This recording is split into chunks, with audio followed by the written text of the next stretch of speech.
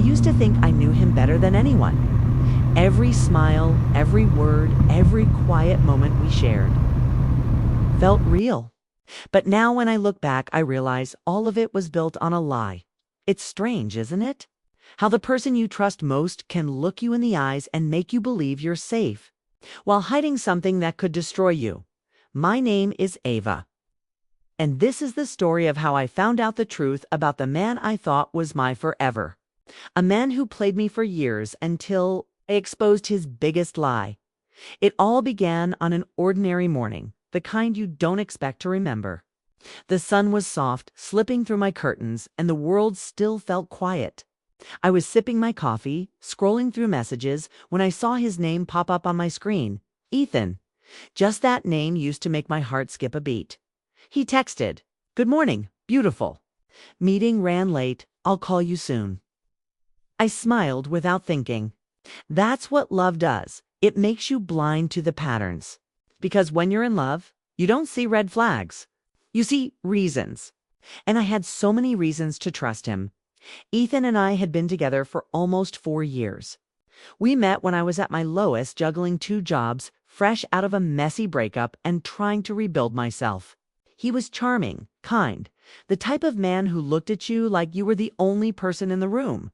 Everyone loved him.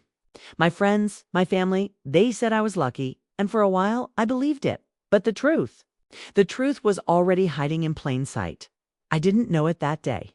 But everything I thought I knew about him was about to unravel. It started with something small, something that didn't even make sense at first. A phone call. A simple, harmless phone call. He'd left his phone at my apartment one evening. It was late, and he said he'd grab it in the morning before work. But that night, his phone wouldn't stop ringing. The same number over and over again. At first, I ignored it. I told myself it's probably work. But the calls didn't stop. And curiosity, or maybe instinct, got the better of me. I picked up the phone, and the voice on the other end changed everything, Ethan. The woman's voice was soft, hesitant, but too familiar with his name. I froze. This isn't Ethan? Who's this? Silence. Then a quick, nervous laugh. Oh. I'm sorry, I must have the wrong number. She hung up. My hands were shaking. Something about the way she said his name. It wasn't just friendly. It was personal. I wanted to believe it was nothing that I was overthinking. Because the moment doubt enters your heart, you start fighting with yourself more than with the person who caused it. I told myself, Ava, don't start drama. You trust him. And I did. Or at least I wanted to, so I let it go. At least I tried to. But the mind doesn't forget what the heart tries to bury. The next morning, when Ethan came to pick up his phone, I watched him closely. He smiled, kissed my forehead, and said, "Missed you last night." And for a split second, something in his eyes flickered. Nervousness, guilt, I couldn't tell. Still, I didn't ask. Because asking means you're ready to hear the answer. And deep down, I wasn't. He left for work, and I told myself everything was fine. But when I opened the drawer to grab my charger, I noticed something else. His old watch. The one he said he lost months ago. Why was it here? Why would he lie about something so small? That's when the first crack appeared. Days turned into weeks, and those little cracks started to spread. He was harder to reach. His stories didn't match. Sometimes he'd call me from a different place than where he said he was going. And every time I questioned him, he'd smile and say, "You worry too much. Ava, you know I'd never lie to you." That line, I'd never lie to you, became the lie itself. One night, I couldn't sleep. Something inside me was restless, uneasy. I scrolled through our old pictures, the vacations, the birthdays, the little notes he'd leave me. They all felt real. Too real to be fake. But then again, that's what good liars do. They make lies feel like memories. And as I lay there, staring at his smile on my phone, a thought hit me like lightning. What if the truth was right in front of me this whole time? And I just refused to see it. The next morning, I decided to stop ignoring my instincts. I told myself I'd start noticing, really noticing the details. The way he spoke, the things he avoided, the silences between his words. That's when I began to see it. The pattern. He always had an excuse ready before I even asked the question. He'd preempt every doubt. He'd tell me stories that didn't need to be told, as if rehearsing a cover. And one evening, while we were out for dinner, something small again. Something simple made my heart stop. The waiter came by and said, "Good to see you again, sir. Would you like your usual table next time?" Ethan froze for a fraction of a second before smiling. I laughed and said, "Oh, so you come here a lot, huh?" He shrugged. "Sometimes with colleagues," but the look on the waiter's face. It wasn't the look you give a man who comes here for business. It was recognition, familiarity, that night. I couldn't shake the feeling. The voice on the phone, the watch, the waiter, all different pieces of a puzzle that suddenly felt like they belonged together. I didn't have proof, just instinct. But instinct is what whispers truth when evidence is still hiding. So I started writing things down: the dates, the times, the small inconsistencies. At first, I felt crazy, paranoid, but something deep inside kept pushing me forward, because you can only ignore your gut for so long before it starts screaming at you. And then, one evening, as he stepped out of the shower, his phone buzzed again. This time, I didn't hesitate. The message preview flashed across the screen. "I can't wait to see you tomorrow. Same place. Same place." Tomorrow, I didn't need to read more. I knew. And in that moment, every memory, every word, every promise shattered. I stood there, numb, watching the water drip from his hair as he smiled at me like nothing had changed. He had no idea I'd seen the message. He had no idea the world he built around lies was starting to crack open. That night, I couldn't sleep. Not because I was heartbroken, but because I was awake in a new way. My mind was sharp, my heart cold, and my trust gone.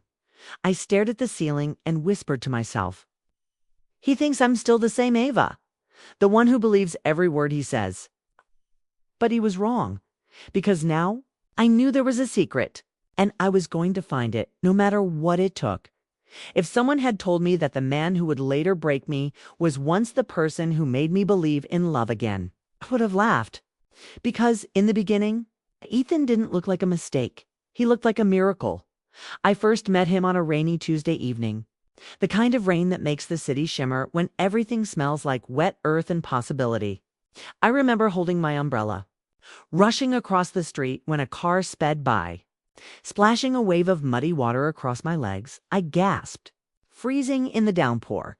And that's when I heard a deep, calm voice behind me. "Hey, are you okay?" That was brutal. I turned around and saw him. Tall, warm eyes, messy hair, holding out a tissue like it could fix the whole world. He smiled, not the kind of smile you see in passing, but one that made you pause for a second. Like maybe life had just decided to be kind to you. I laughed awkwardly. "Yeah, guess I'm the universe's target practice today." He chuckled and said, "Then maybe you deserve a better audience. Come on, there's a cafe right there. Let me make it up to you." I should have said no. I didn't know him, but something in his voice felt safe. It's like I could trust him, and so I followed. The cafe was small, cozy, filled with the scent of coffee and rain. He ordered 2 cappuccinos before I could even decide. We sat by the window, watching raindrops race down the glass. That's when he said, "You have this look like you're carrying a storm inside, but you're pretending it's sunshine." I remember going still for a moment, because nobody had ever read me like that before. He asked about my life, my work, my dreams, not like someone making small talk, but like someone who genuinely cared to listen. And by the time the rain stopped, I told him more about myself than I'd ever planned to share with a stranger. When I finally said, "Well, this was unexpected," he smiled and replied, "The best things always are." That night, I walked home thinking about his words, how they echoed in my mind like a promise I didn't know I wanted. We started seeing each other after that. Little moments that slowly became everything. Coffee runs turned into late night calls. Late night calls turned into weekend getaways. It felt like I had stepped into one of those soft, golden memories you don't think can be real. He was thoughtful, attentive. He'd remember things I'd said weeks before and surprise me with them later. Once I told him that daisies were my favorite flower because they reminded me of my childhood garden. The next week, I came home to find a vase full of them on my desk with a note that said, "For the girl who makes everything bloom." I still remember how my heart melted reading that dot, and yet, looking back now, I can see how easily charm can look like love. There were tiny things I brushed off back then, the way he'd flinch when I asked too many questions about his past, or how his phone was always on silent when we were together. Once I joked, "You're so secretive. Are you a spy or something?" He laughed a little too quickly, something like that. I laughed too, because that's what you do when you don't want to ruin a perfect moment. You turn your instincts into jokes. But in those days, I didn't see red flags. I only saw red roses. My friends adored him. He was polite, confident, always knew the right thing to say. He'd bring dessert when meeting my family, help my dad fix a light bulb, make my mom laugh until her eyes teared up. He fit so effortlessly into my world that I stopped imagining a future without him. I remember once, during dinner with my friends, my best friend Mia pulled me aside and whispered, "He's perfect. Ava, don't let this one go." I didn't, not for a second. Our first trip together was to the coast, a quiet little beach town 3 hours away. The sky that evening was painted in pink and orange, and I remember thinking, if happiness had a color, this would be it. We sat by the water, our feet buried in the sand. He looked at me and said, "You know, you're the first person I've ever felt this comfortable with." I smiled. "Why's that?" He paused for a moment before replying, "Because with you, I don't have to pretend." That line, "I don't have to pretend." It used to make me feel special. Now it feels like a confession I missed. There were nights when we'd talk for hours about dreams, fears, the kind of life we wanted. He told me he wanted to start his own business one day, that he was tired of fake people and just wanted peace. He said I made him feel grounded, and every time he said that, I felt like I mattered, like maybe I was the one who could finally heal him. I didn't know then that I was being built into the story he wanted me to believe. One evening, I surprised him at his apartment. I had baked his favorite cake and wanted to celebrate his small work promotion. He wasn't home, so I left the cake on the table. When I turned to leave, I noticed a photo frame on the shelf, an old picture of him standing with another woman. Her face was half turned, her smile blurred, but something in the way his arm wrapped around her felt too familiar. My heart hesitated. I whispered to myself, it's probably his cousin or an old friend. When he came home, I asked casually, "Who's that?" He looked for a second too long before saying, "Oh, that's just someone I used to know from college." I believed him. Because I wanted to. Because at that point, I couldn't imagine him lying to me. I laughed it off. "Well, tell your someone she takes good pictures." He grinned, kissed my forehead, and said, "You're cute when you're jealous." We both laughed. But in that laugh was a silence I didn't understand yet. A silence that would echo years later when I found out the truth. Time passed, and love turned into routine, shared toothbrushes, weekend groceries, lazy movie nights. I felt safe, settled, like I'd finally found home. He'd call me his calm, his anchor, his forever. But now, when I think back, I wonder if those words meant the same thing to him that they did to me. Because sometimes people don't build homes, they build hiding places. And I think that's what I was for him, a place to hide from who he really was. There was one night I'll never forget. The night he told me he loved me for the first time. We were sitting on the rooftop of his building, the city lights flickering below us like stars had fallen to the ground. He looked at me and said, "You know what's crazy? I feel like I've known you forever." I laughed softly. Maybe we met in another life. He smiled, but there was something strange in his eyes, like a shadow passing over the light. Then he whispered, "If we did, I hope I didn't hurt you there too." I remember staring at him, confused, but before I could ask what he meant, he leaned in and kissed me. And just like that, the question vanished, buried under the warmth of the moment. Looking back, That's the thing about love. It makes you skip the questions that matter most. You trade your instincts for hope, your doubts for daydreams. By the time you realize the difference, it's too late. Because love doesn't betray you all at once. It does. It's slowly, one excuse, one smile, one little lie at a time. At that stage, I was completely his. Every dream, every plan, every heartbeat revolved around him. And I truly believed he felt the same. He'd talk about marriage sometimes, about a little house outside the city. Hey dog, maybe 2 kids. He painted futures with his words, and I filled in the colors with my trust. But somewhere in that beautiful painting, there was one corner always left unfinished, something he never let me see. I thought it was shyness. Now I know. It was truth. And maybe that's how love ends. Not with an explosion, but with a quiet, almost invisible doubt. One you ignore because everything else feels too perfect to question. That doubt first appeared on an ordinary night, when his phone buzzed and he turned it face down without thinking. I smiled and asked playfully, "Who's that?" "Your secret admirer." He laughed. "Just work." And I let it go. But somewhere deep inside, a tiny voice whispered, "What if it isn't?" I silenced that voice, because back then, love still felt real. And I wasn't ready to know the truth that would destroy it. If love has a sound, it's laughter echoing in the small spaces of your days. And if betrayal has one, it's silence, the kind that sneaks in quietly and stays too long. That's how it began. Not with a fight. Not with some dramatic discovery, but with silence. Ethan started changing in ways that were so small I almost missed them at first.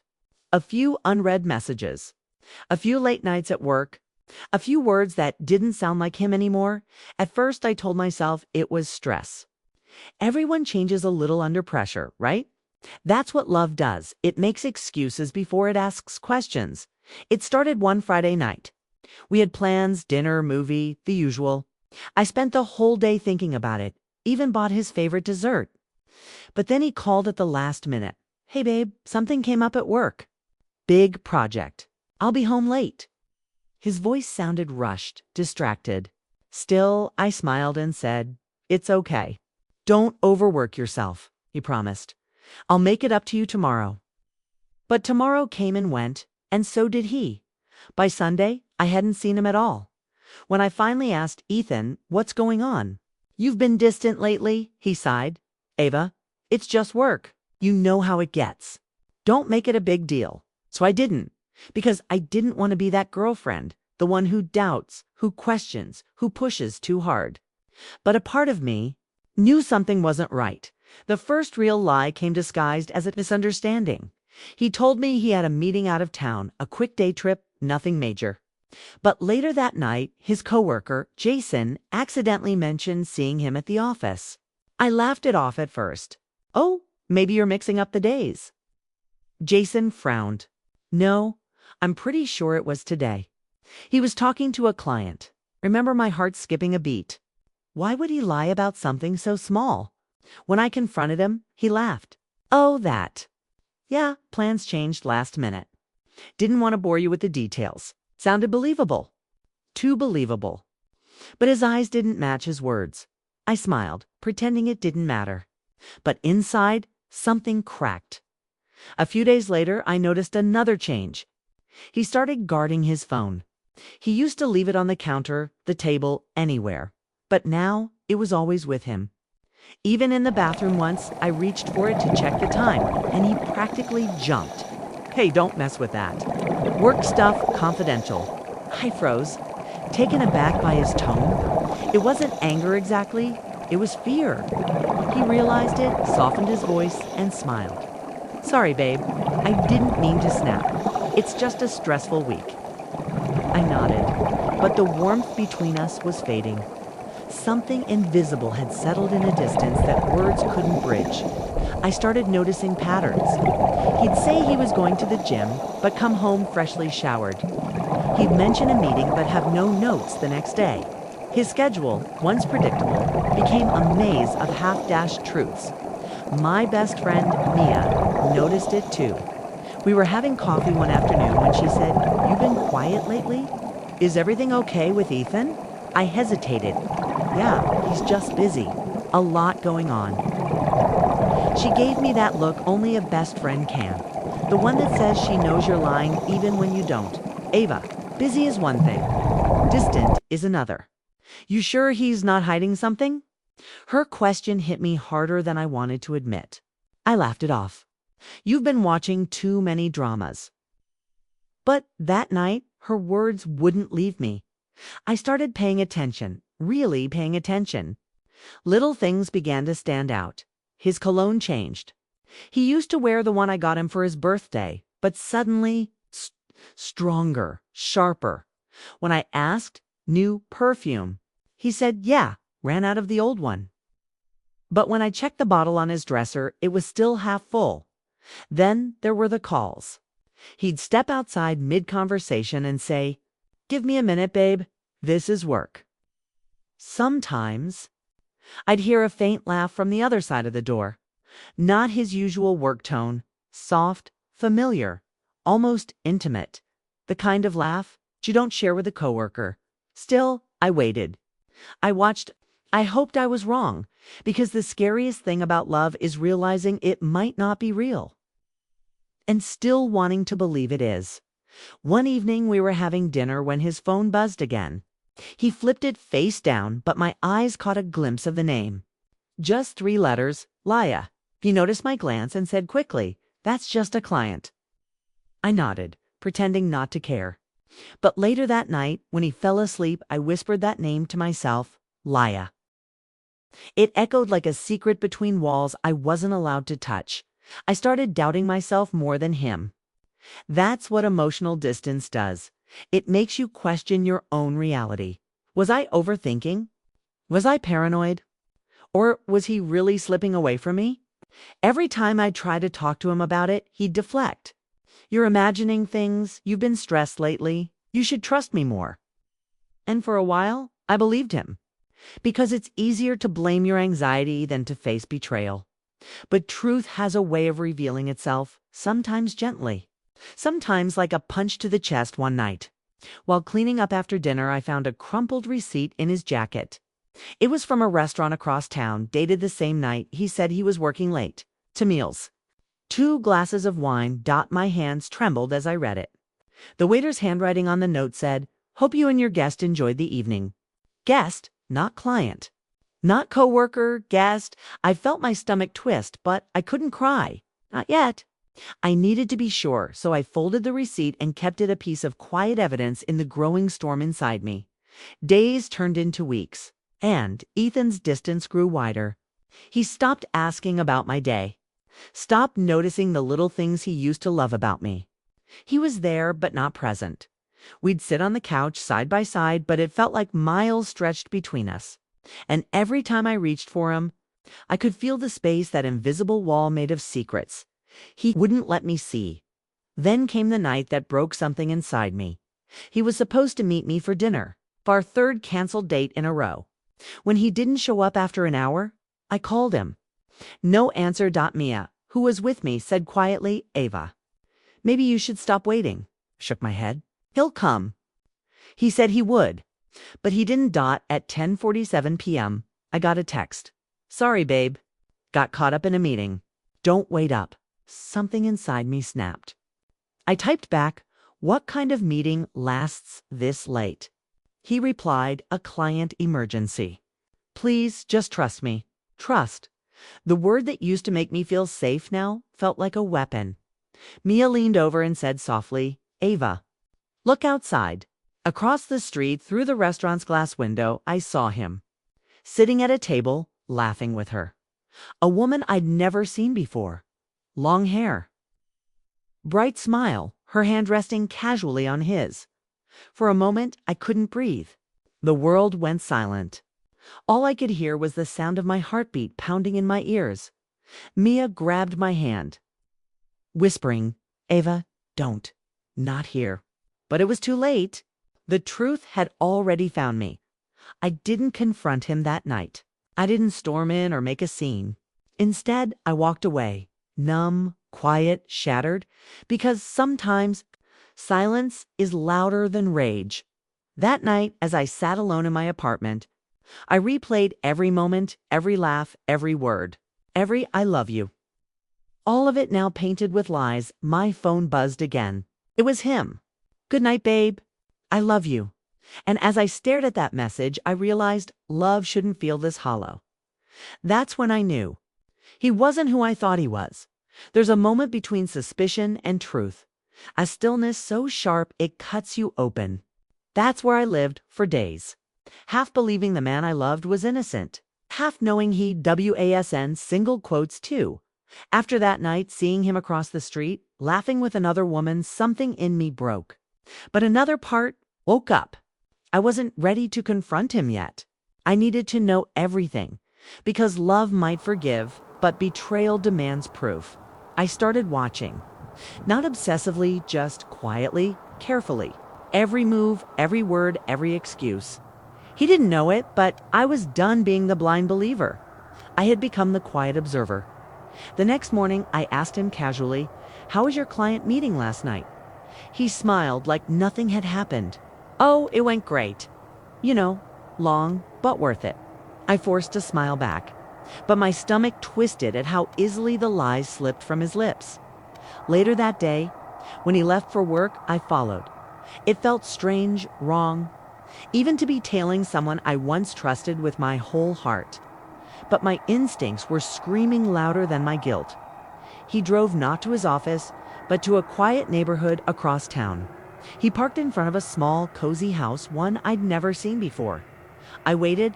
10 minutes passed. Then 15. Hello. Then the front I'm door tired, how are you? opened, and she stepped doing, out. Aruba? The same woman Which one from am the I going? That one? restaurant. Right, Her name, I would later find out, was Leah, the name I'd seen flash on his phone.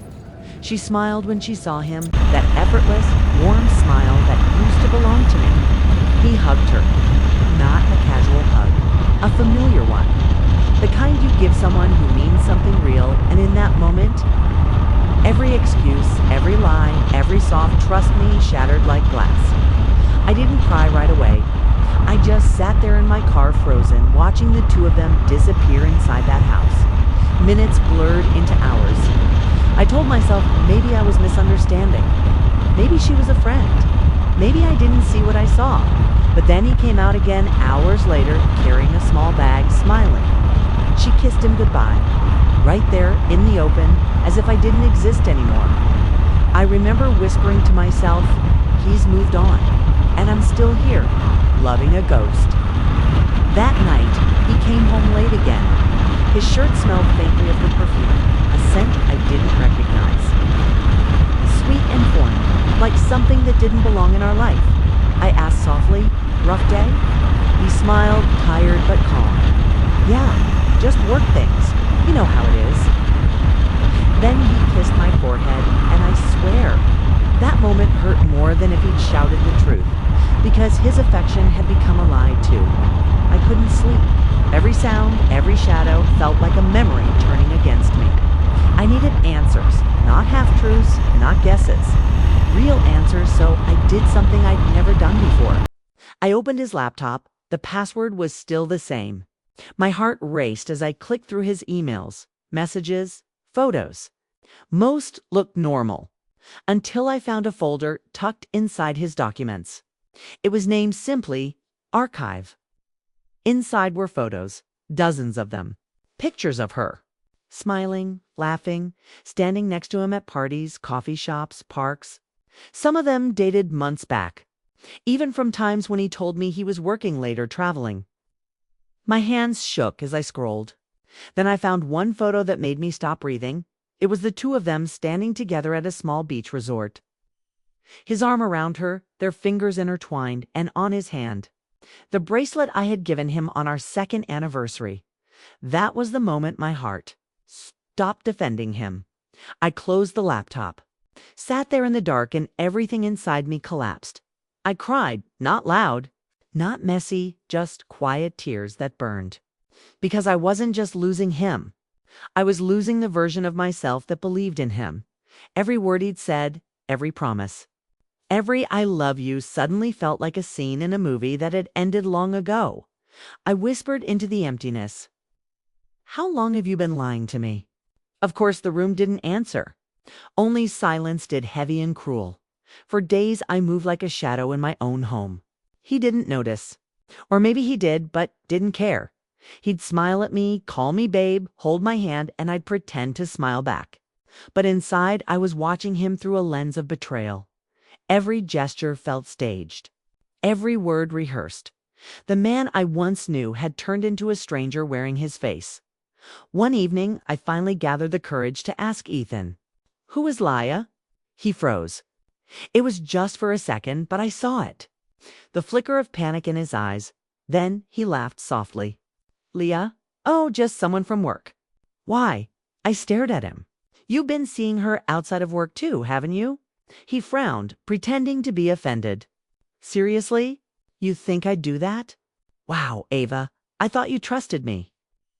That word again. Trust. He turned the whole thing around so effortlessly that, for a moment, I almost doubted myself again.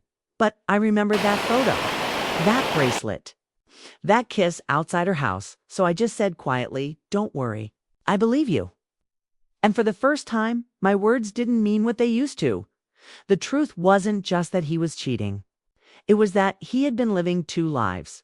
I found out later, through a mutual acquaintance, that Laya wasn't just another woman. She was his ex-fiancée, someone he had supposedly broken up with years before we met. Except, he never really ended it. He had been seeing her again behind my back for almost a year. While he was building a life with me, he was rebuilding another with her. To her, he was a man trying to move on from a toxic relationship. To me, he was a man too busy to call. He'd played both of us, spinning two stories, living two truths. And somehow, he made each of us believe we were his only one. When I found out the full truth, I didn't scream. I didn't throw things. I didn't even call him out. I just sat there, quiet, empty, watching the sunset from our balcony. Because sometimes the weight of betrayal isn't in what's said, but in what's suddenly missing. The laughter, the warmth, the safety. Gone. All that was left was the echo of his lies and my silence. That night, I packed a small bag and left. Not forever, not yet. I just needed to breathe away from the ghost of what we used to be. I went to Mia's place. She opened the door and saw my face.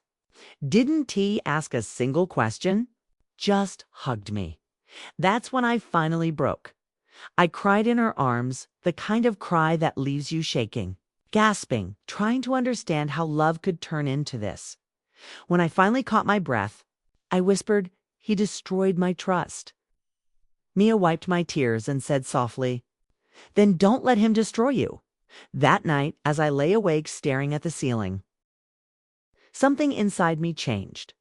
The girl who waited, the girl who made excuses, the girl who kept forgiving lies, she was gone. In her place stood someone new, someone quiet, focused, ready, because love might make you vulnerable. But betrayal, it teaches you power as the city slept. I whispered into the darkness, "He destroyed my trust." And then, a pause, cold, sharp, certain. But he has no idea what I'm going to do next. Pain has a strange way of sharpening you. At first it feels like it's tearing you apart, but then, piece by piece, it starts shaping you into someone new. That's what happened to me in the days after I discovered Ethan's secret. I felt like a ghost moving through life without sound, without light, haunted by what I had lost. But grief doesn't last forever. It turns slowly, quietly, until the sadness hardens into something else. Something stronger, clarity. I realized that running away wasn't justice. Silence wasn't strength. He had lied, manipulated, and played with two lives like we were pieces in his private game. And I wasn't going to be his silent casualty, no. If he wanted to play games, then I'd be the player he never saw coming. But revenge, real revenge, isn't loud. It's quiet, patient, deliberate. It takes planning, not anger. So I began to plan. The first step was control, not over him, but over myself. When I came back home after a few days at Mia's, Ethan greeted me with that same easy charm. He acted surprised but relieved, as if he believed I'd finally calmed down. "Hey," he said softly, stepping toward me. "I've missed you." I looked at him and smiled, a smile I didn't feel. "I missed you too," I lied. It was the first time I'd said those words and felt nothing inside. My heart was steady, not broken. Because I wasn't there to love him anymore. I was there to learn him. I studied everything. His words, his schedule, the people he called, the moments he avoided. Every day. I took mental notes like a detective piecing together the puzzle of the man who betrayed her. I learned that his lies weren't random. They followed patterns. He recycled stories, reworded excuses, reused moments of affection to cover guilt. And the more I observed, the more predictable he became. He'd message Leah in the morning. I could tell by how distracted he was during breakfast. By evening, he'd rehearse his busy day speech before I could even ask where he'd been. He thought he was hiding so well. But in truth, he was showing me exactly where to strike. Meanwhile, I began collecting proof. Not just emotional moments, evidence. Screenshots, photos, messages, call logs. One night, while he was asleep, I quietly opened his phone and mirrored his backup folder to my laptop. He never noticed. He was too confident, too sure that I was still the naive woman who'd never question him. But that woman didn't exist anymore. I started talking to Leah too carefully, without revealing who I was. I created a separate account, a different name, someone who worked with Ethan in marketing. I sent her a friendly message asking about a campaign he mentioned once. She replied warmly. She even sent me pictures from their work trips that never actually happened. In one photo, I saw Ethan wearing the same jacket he'd worn when he told me he was at a conference. It was like watching the truth unfold piece by piece, each image a new betrayal, each word another lie. But the pain that used to paralyze me had turned into fuel. At work, I began to rebuild myself. I focused harder, spoke more confidently, started socializing again. The world hadn't ended just because my trust had. People noticed the change. "You seem different," a colleague said one day. I smiled faintly. Maybe I just stopped pretending everything was fine. Mia was the only one who knew the full story. When I told her about my plan, she looked worried. "Are you sure you want to go through with this?" she asked. I nodded. "This isn't about revenge for revenge's sake," I said. "It's about balance. He broke something in me. Now I'm going to show him what that feels like." She didn't argue. She just said, "Then promise me one thing. Don't lose yourself while doing it." I promised. But deep down, I already knew. The woman I used to be was gone for good. The next few weeks became an act, one long, flawless performance. To him, I was the same loving, forgiving partner. But in reality, I was building the perfect trap, brick by brick, lie by lie. He started trusting me again. Maybe he thought my silence meant I'd moved on. That's the funny thing about deceit. It breeds arrogance. He didn't realize my calmness was his countdown. One evening, he suggested we go on a small weekend getaway. "Just us," he said, smiling. "To start fresh." The irony almost made me laugh. Start fresh. With what recycled lies? But I agreed, because I already knew Leah would be calling him that weekend. And I wanted to see how he'd handle being caught between both worlds. I had everything planned. A hidden recorder, a tracker app synced to his messages. Proof waiting, quietly gathering strength. He thought it was a trip to rekindle love. For me, it was a rehearsal, a dress rehearsal for the final act of truth. The drive was calm, the music soft. He reached for my hand, and I didn't pull away. Instead, I turned to the window, letting him believe in his illusion. "Everything okay?" he asked. "Yeah," I said, smiling faintly. "Just thinking." "About what?" I glanced at him, held his gaze. "About how people can change." He laughed softly. "Well, that's life, right?" I nodded. "Yeah, that's life." But my tone carried a quiet weight he didn't catch. That night at the cabin, he fell asleep first. I stayed awake scrolling through the messages, syncing to my laptop. He had texted Leah earlier that day. She's finally calm again. I think everything's fine. Everything's fine. The words made me smile, not from happiness, but from the calmness of knowing exactly how wrong he was, because while he slept peacefully beside me, I was building the final piece of my plan, a timeline, every lie, every meeting, every message. Dates, photos, receipts, voice notes. By the time I was done, it was a full record, a mirror of his deceit, and soon he'd be forced to look into it. But revenge wasn't just about catching him. It was about understanding why he thought he could get away with it. The truth was simple. He didn't believe in consequences. He'd built his world on charm and manipulation.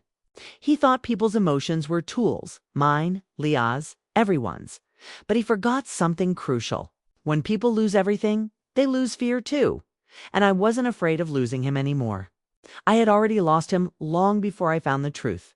One morning, while he was in the shower, I looked at my reflection in the mirror. I barely recognized the woman staring back. Her eyes weren't soft anymore. They were steady, sharp. Focused.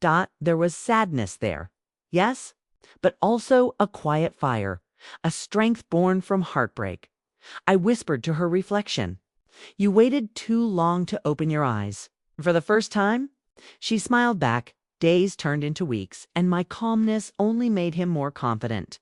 He started letting his guard down again. No more careful lies, no more rehearsed stories. He thought the storm had passed, but storms don't disappear. They gather, they grow, and when they strike, they destroy. He didn't know it yet, but his was coming. The final piece came from Leah herself. During one of our anonymous conversations, she mentioned Ethan said, "You two were just business partners, that your relationship was over long ago." I froze. So that was his story. To her, I was the lie. He had painted me as the obsessive ex-girlfriend who couldn't accept that things were over. He didn't just cheat. He rewrote history. He turned me into a villain in a story I never asked to be part of. And that was the moment my patience turned into purpose. That night, as I sat in our quiet living room, I looked at the man who had stolen years from my life. And I didn't feel anger anymore. I felt clarity. The kind that comes when you finally see everything for what it is. I knew what I had to do. Not scream. Not fight. Just expose. Because the truth, when timed right, is the most powerful weapon there is. I walked to the window, looked at the city lights flickering in the distance, and whispered to myself, if truth was my weapon, I'd use it carefully. I meant it. Because the next chapter wasn't about heartbreak anymore. It was about justice, quiet, calculated, and absolute. I always believed revenge was loud, angry words, broken things, tearful confrontations. But I was wrong. Real revenge is silent. It moves like smoke, slipping through cracks until it suffocates the liar who built the fire. After everything I discovered about Daniel, his hidden life, the manipulation, the woman he'd been seeing behind my back, I didn't scream. I didn't confront him right away. I became quiet, careful, calculated. For the first few days, I let him think I was broken. I didn't return his messages, didn't show up at his apartment. I just vanished. And like clockwork, his ego couldn't handle that silence. He began calling, then showing up uninvited. He acted worried, pretending to care. "You've been distant lately," he said one night, standing at my door with that same charming smile that once melted me. But this time, I saw something behind it. Panic. I let him in, playing the role I knew he expected, the fragile, heartbroken woman who still needed him. "I've just been overthinking," I said softly, eyes downcast. "Maybe I was wrong about everything." He looked relieved, almost triumphant. "I told you, baby," he said, cupping my face like he always did. "You just need to trust me." Trust. The word almost made me laugh. I looked into his eyes and smiled weakly. "You're right." But in my mind, I whispered, "I'm done trusting you. Now it's your turn to trust me." The setup over the next few weeks. I carefully built the stage where Daniel would trap himself. He didn't know that I'd already gathered screenshots, voice notes, and receipts every detail of his double life. But I didn't rush to expose him. I wanted his own lies to be the noose that tightened around him. I started by returning to my normal routine work. Social events, dinner with friends. I even invited Daniel to one or two of them. He looked surprised but pleased, thinking I was finally moving past our rough patch. At one gathering, my best friend Mia gave me a knowing look across the table. She knew the truth now. She'd seen the messages from that other woman, the ones where Daniel called me a phase. Still, I smiled and poured him another drink, pretending to be the doting girlfriend. Mia later whispered to me in the kitchen, "I don't know how you can even stand to look at him, cuz?" I whispered back, "He's about to write his own ending. I just have to give him the pen." Cracks in his control. Daniel loved control. It was his drug. But now, I was the one feeding his addiction. I started slipping small inconsistencies into my own stories, the same way he used to do. When he'd ask where I'd been, I'd say, "Oh, just with an old friend." No name, no detail. Watching his eyes narrow, his confidence flicker, it was strangely satisfying. Then I began to mirror his old habits. Late replies, silent phone calls, unexplained smiles. It didn't take long before he started to unravel. "Is there someone else?" he demanded one night, pacing across my living room. I looked at him calmly. "You tell me, Daniel. Would it bother you if there was?" He froze, thrown off by my calmness. He wasn't used to me being unbothered. He was used to guilt, to apologies, to me trying to prove my loyalty. Now, he was the one trying to prove his. The public threads start to pull. It happened during a small dinner at his place.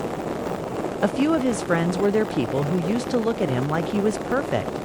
I played my role flawlessly, laughing at his jokes, nodding when he spoke, until his phone lit up. A name flashed on the screen. Sophie, the same woman whose messages I'd found months ago. I didn't touch his phone. I didn't have to. One of his friends noticed and teased, "Hey Daniel, who's Sophie?" He laughed it off too quickly. "Just a client." But I saw the flicker of fear in his eyes. Sly landed flat this time. Later, when everyone had left, he turned to me and said, "You didn't say anything about that, right?" I shrugged. "Why would I? I trust you." That word again. It landed like poison. The power shift. What Daniel didn't realize was how much I'd learned to control silence. Silence was powerful. It made him spiral. He began checking my phone when I wasn't looking, following me online. He even asked my coworkers about me. One afternoon, I accidentally left a note on my desk where he could see it. Just a simple line. "Meeting with Sophie, Friday." He didn't say a word, but his hands trembled when he picked up his coffee. That Friday, I made sure to meet Mia at a cafe across town. I knew Daniel would come looking. And he did. I saw him from the window, sitting in his car across the street, watching. When he realized Sophie wasn't there, his confusion turned to paranoia. By the time I came home, he was waiting for me, furious and desperate. "Who's Sophie?" he demanded again, voice cracking. I looked at him and smiled faintly. "Isn't she your client?" The silence that followed was delicious. He stared at me, realizing too late what I'd done. The fall once cracks begin. Lies crumble fast. His client Sophie started posting pictures, ones that hinted at their relationship. His coworkers began whispering. And when his boss confronted him about a missing report that Sophie was supposedly handling, Daniel's web finally tangled. He came to me one night, eyes tired, voice trembling. "Everything's falling apart, Anna. I don't know what's happening." I almost felt pity. Almost I touched his arm gently. "Maybe you should stop lying. It's exhausting, isn't it?" He looked at me like he'd seen a ghost. The trap snaps shut. The final act came naturally. I invited him to dinner, one last quiet evening. He seemed eager, probably thought we were finally healing. I set the table, played soft music, and handed him a glass of wine. As we sat down, I reached for my phone and played a recording his voice months ago telling Sophie he'd never loved me. Just needed time. He froze. I watched his face drain of color, his mouth opening to speak, but no words forming. I didn't record it for revenge, I said softly. I did it so I'd never doubt myself again. Then I placed my phone on the table and looked at him steadily. But now, maybe it's time you see what it feels like to lose control. I stood, walked to the door, and left. Behind me, the recording kept playing his own lies, echoing through his perfect little world. Cliffhanger ending. By the time I reached my car, I felt lighter, freer. But I also knew this wasn't over. Because the next morning, I'd send that recording not to everyone, not to humiliate him, just to one person who mattered most in his professional world. His boss let his lies do the work. Let his own words become the weapon. As I drove away, I whispered to myself, he had no idea what was coming next. And I meant it. The morning the truth finally came out didn't look dramatic at first. The sky was calm. The air was clear. That soft golden light that usually makes the world look innocent. It almost felt ironic how peaceful the day looked when everything was about to burn. I woke up earlier than usual. My heart wasn't racing like it used to. No more panic, no more dread. Just stillness. For weeks, I had prepared for this day. Every message saved, every lie documented, every piece of truth lined up like quiet soldiers waiting for my signal. I looked at my reflection in the mirror, steady eyes, no makeup this time, no trembling hands. I whispered to myself, this isn't revenge, this is closure. Because revenge is about pain, but truth is about peace. Setting the stage, it was Daniel's company anniversary party that night. A big, elegant event he had been bragging about for months. His firm had landed a huge client, and this evening was supposed to be his shining moment. Everyone who ever mattered to him would be there. Coworkers, his boss, and even some friends from our shared circles. I had debated whether to do it, privately or publicly, but in the end, I realized he had built his lies in front of an audience. It was only fair that the truth appeared the same way. Still, I didn't plan to humiliate him. I only wanted the truth to breathe. Before leaving, I sent one scheduled email, not to him but to his boss and to colleagues. It contained the recording from the night before, Daniel's voice, saying he'd never loved me and how he used personal connections to manipulate his way into promotions. Along with that, I attached screenshots of messages between him and Sophie, the woman he'd called a client, all time-stamped. All real. The email was set to send at exactly 8 p.m., the same moment Daniel was supposed to give his big speech. The calm before the storm when I arrived at the venue. I'm tired. The room sparkled with warm lights and laughter. Which one do I go in? That one? I Okay, could thank you. smell the faint mix of wine and perfume in the air. Daniel spotted me from across the room and smiled. That rehearsed, picture-perfect smile that once melted me. "Anna," he said, walking up to me, "you came." "I wasn't sure you would." I smiled gently. "Wouldn't miss it for the world." He looked proud, relaxed, completely unaware of the ticking clock that hung above him throughout the night. I watched him glide through the crowd, shaking hands, making jokes, telling stories. People admired him, trusted him, even envied him. And for a brief moment, I remembered how I once did too. It was almost sad, watching someone so good at pretending. The first crack at 7:50 p.m. 10 minutes before the email, I excused myself to get some air. The night sky outside was breathtaking, city lights shimmering below. I leaned on the balcony rail, breathing deeply. My phone buzzed. A message from Mia.me. "Are you sure about this?" "Yes." He built his story. "I'm just giving it the ending it deserves." I looked at the clock, 7:59. Inside, Daniel was walking toward the stage, holding a glass of champagne. The host announced, "And now a few words from our star of the night, Daniel Clark." Everyone clapped. Cameras flashed. And as he stepped, up, confident and glowing, I whispered under my breath, "Time." At exactly 8 p.m., the email sent. The explosion at first, nothing happened. He started speaking, thanking his colleagues, his team, his amazing support system. Then I saw it, one of his coworkers checking their phone, then another. His boss frowned, scrolling through something on his screen. A murmur began spreading like ripples in still water. Daniel noticed. His voice faltered. What's happening?" he asked, trying to keep smiling. But whispers were already spreading fast. I could see the screen of one woman's phone, the subject line, "For your awareness, Daniel Clark's misconduct." The host leaned over and whispered something to Daniel. His face drained of color. He stammered, I think there's been some kind of mistake."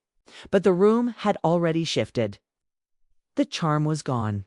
His boss, Mr. Carter, stepped forward, voice cold and sharp.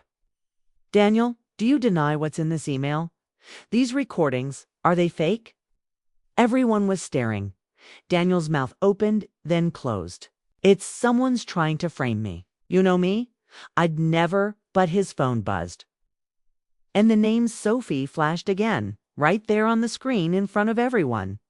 That silence, that heavy, suffocating silence said more than any accusation ever could. The confrontation I didn't plan to speak. I didn't need to. But when Daniel's eyes found mine in the crowd, desperate and wide, I knew he wanted me to say something. To save him, I stepped forward slowly, voice calm. "You always said the truth didn't matter, that perception was everything. Well, now everyone's seeing you exactly as you are." He took a shaky step toward me. "Anna, please. You don't understand." "I didn't mean for what?" I asked quietly. "To use me? To lie to everyone here?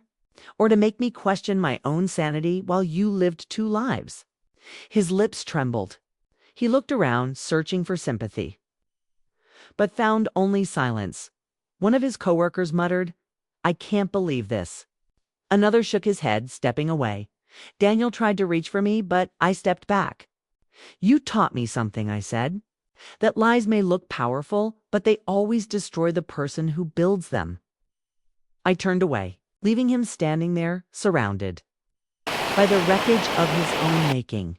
The collapsed security eventually led him out as the whispers turned to judgment. People deleted photos they had taken with him, murmuring about HR meetings and investigations. The company's PR head was already on her phone, damage control mode activated. I walked out quietly, not looking back. I didn't need to. I'd seen enough outside. The cool night air hit my skin like a baptism. I stood under the city lights, letting the noise fade behind me. For the first time in months, I felt light, not because I'd won, but because I'd stopped carrying his lies. The aftermath later that night, my phone buzzed again. It was a message from Daniel. "Daniel, you ruined me." I looked at the words for a long time before typing back. "Me? No. Daniel. You did that yourself. I just stopped protecting you." Then I deleted his number. I didn't post anything online, didn't gossip or gloat. There was no need. Truth doesn't need noise. It echoes all on its own. Days later, I heard he'd resigned. Sophie moved away. And just like that, the man who once seemed untouchable was gone. The emotional release sigh. Spent the following weekend by the lake, alone, no phone, no reminders. Just me, the wind, and the quiet sound of water against the shore for so long. I thought exposing him would feel like victory. But instead, it felt like peace, the kind that comes from finally closing a door that was never meant to stay open. I realized something important. Revenge is temporary. But truth heals. I didn't destroy him. I just stopped letting him destroy me. As the sun began to set, I whispered to the reflection on the water, "You did it. You finally let go." The ripples spread across the surface, carrying my words away, like the last traces of a storm finally fading into calm. Closing, line he once said I'd never survive without him. But now, looking out at that peaceful horizon, I knew he was wrong. Because sometimes the most powerful revenge is peace the days that followed felt quiet. Not the kind of silence that comes from emptiness, but the kind that feels clean, like fresh air after a storm. For the first time in years, I didn't wake up to anxiety. No constant checking of my phone. No wondering if someone was hiding something from me. The noise was gone, his voice, his lies, the chaos. And in that silence, I finally began to hear myself again. Rebuilding the pieces, I spent the first week just being still. I didn't rush to move on or pretend I was fine. I let the pain breathe, because pretending to be okay only traps it deeper.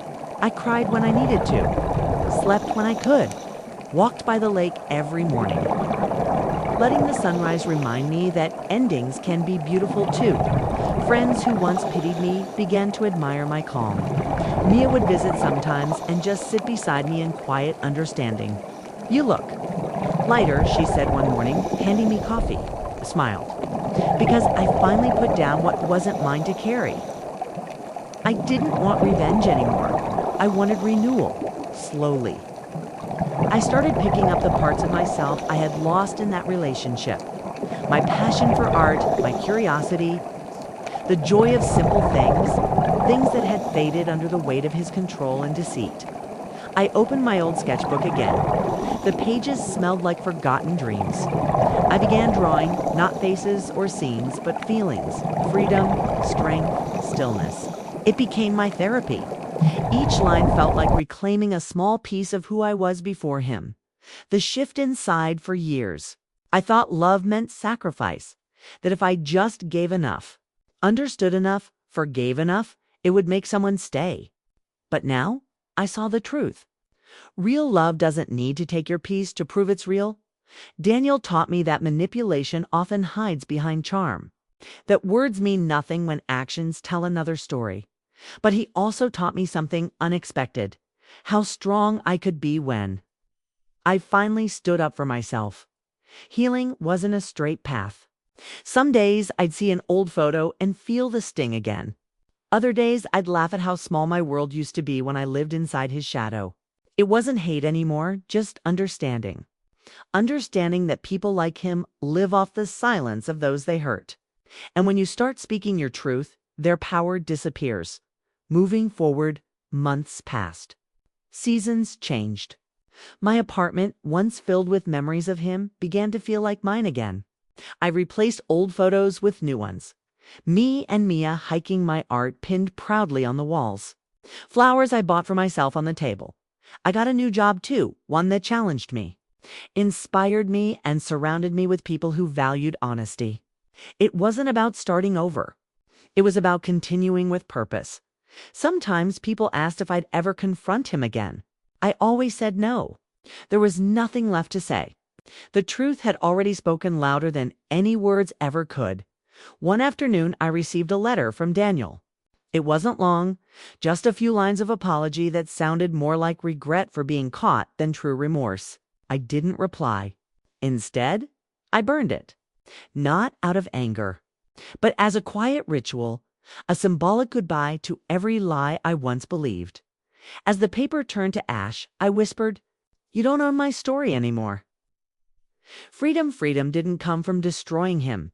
It came from freeing myself from his version of me. I used to see myself as the broken one, the one left behind. But now I saw myself as the one who survived. Every scar turned into a lesson. Every tear became proof that I could rise again. Sometimes I still walk by that same lake, the same one where I once cried over him. Only now I walk with my head high, smiling at strangers. Knowing that peace is something no one can take, only you can give it away. Mia jokes that I have a globe aura now. Maybe it's not just the smile. Maybe it's the weight that's gone. Reflection when I look back, I don't hate Daniel. I pity him. Because people who build their lives on lies can never rest. They're always running from the truth. I learned that betrayal doesn't define you. It reveals others. And once you stop trying to understand why someone hurt you, you start focusing on how you'll heal from it. Forgiveness came, but not for him, for myself. For the nights I stayed hoping he'd change, for the times I ignored the signs. For believing I wasn't enough. Now I know better. I know love isn't supposed to hurt. I know peace is worth protecting. And I know the strongest thing a person can do is walk away with dignity. The moral, the power of truth. One evening, as I was finishing a new painting, soft shades of blue and gold, I realized what the story had really been about. It wasn't about him exposing me to pain. It was about me finding the strength to choose truth over illusion. People often say truth hurts, but I think lies hurt more because they keep you trapped in a world that never existed. Daniel's lies broke something inside me. Yes, but in breaking me, they also set me free. Now I speak my truth in my art, in my friendships, in how I love myself. And that truth has brought me more peace than any revenge ever could. Final voiceover, he taught me what lies can destroy, but also what truth can heal. Because truth may not always give you the ending you wanted, but it will always give you the freedom you deserve. And sometimes, that's the most powerful ending of all.